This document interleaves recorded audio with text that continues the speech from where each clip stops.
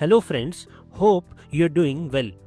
I welcome you all to this 19th session of our Excel Functions series.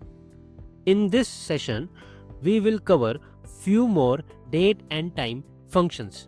In the list presented, the green colored functions are covered in our earlier sessions, and one can refer to the Excel Functions series playlist for accessing these earlier sessions.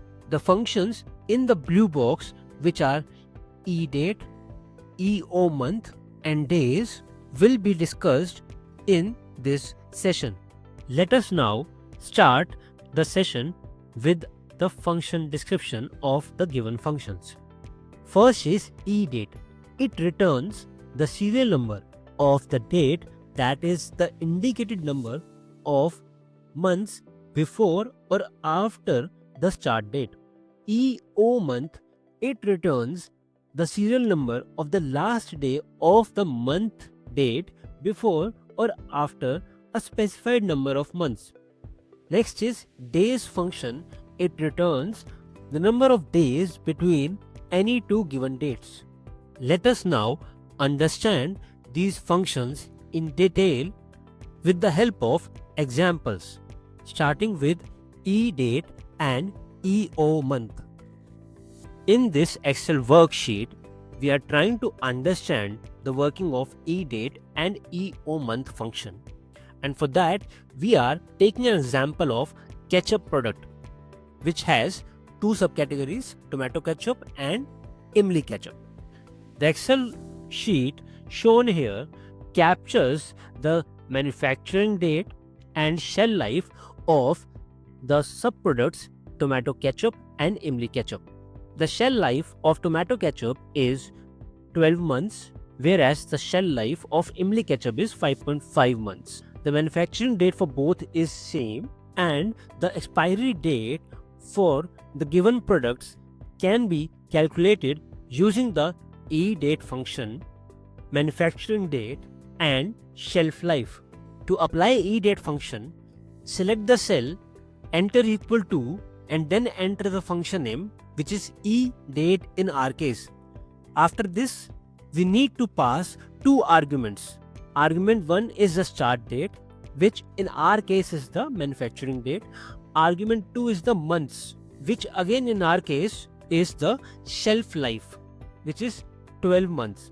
After entering both the arguments, on press of enter, we are getting the expiry date as 5th November 2026. Now moving towards our second product, which is imli ketchup.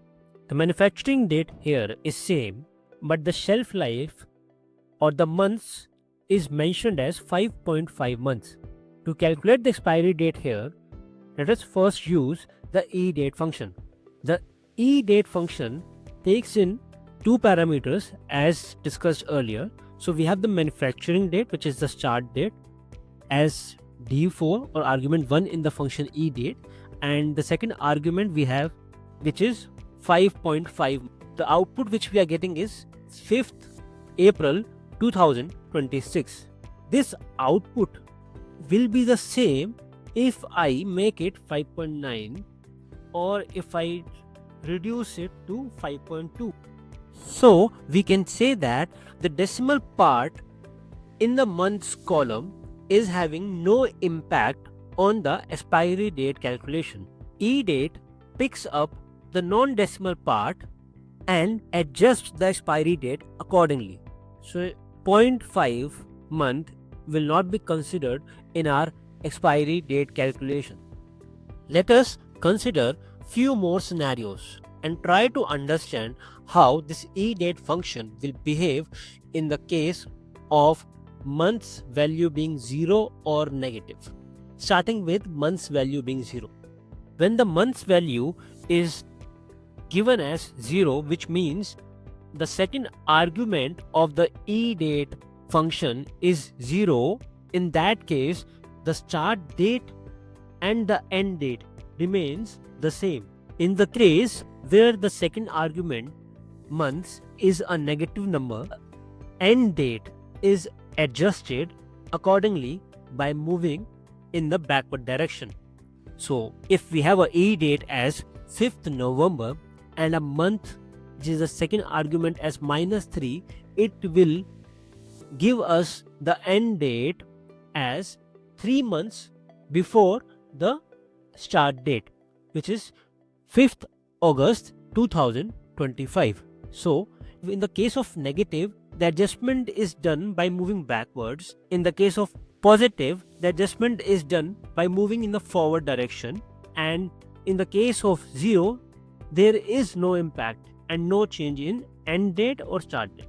In the case of decimal value, the decimal part is completely ignored and the end date is adjusted in accordance with the non-decimal integer value.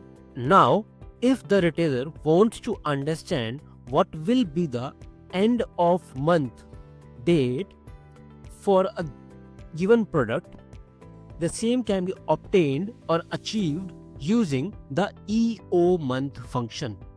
We already have the end date or the expiry date, and if we want to, or if the retailer wants to get the end of month date for the expiry date, this can be calculated using the EOMONTH function. EOMONTH function requires 2 arguments to be passed. Argument 1 in our case will be the manufacturing date, which is the start date, and argument 2 will be the months where we are passing the shelf life in our scenario. Here, these 2 parameters were also part of EDATE. The output of the EDATE function for these 2 arguments, which is the start date and the month, was returned as 5th November 2026. Now, if we apply EOMONTH function with the same parameters, then the output comes out to be the last date of the expiry month or end date month.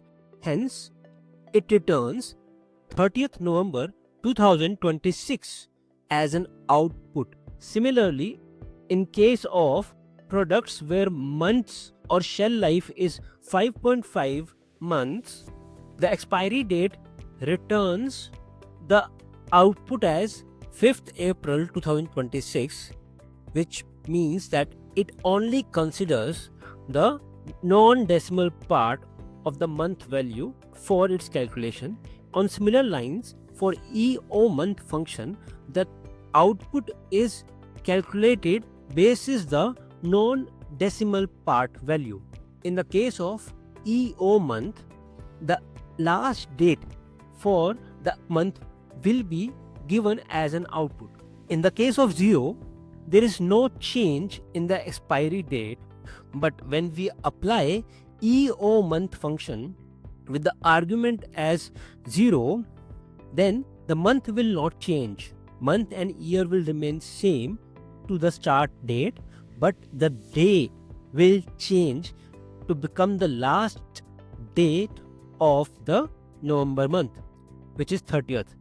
On similar lines, if the months are negative, then these negative months will be adjusted in the backward direction, would be the last date in the month of August, which is 31 August 2025. The next function which we will understand is the days function. Again, moving back to our Excel sheet, for the days function, let us take example of a bread instead of ketchup. The ketchups have expiry in months, whereas the bread has the expiry within days. So days function, if we see, requires 2 arguments. The first argument is the end date and the second argument is the start date. The number of days between these 2 dates is given as an output of the days function. Let us discuss this table first. This table captures the manufacturing date of the bread, the current date on which the customer is buying that bread, and using these 2 dates we are able to calculate the age of the bread, which is in days. We are also given that if the difference is more than 5, then that bread is considered as expired, and if it is less than or equal to 5, it is considered as not expired. I hope this session was useful. We will meet again in our next sessions to understand and discuss more interesting Excel functions. I would like to thank you all for watching this video. Please like, subscribe and press the bell icon for future notifications.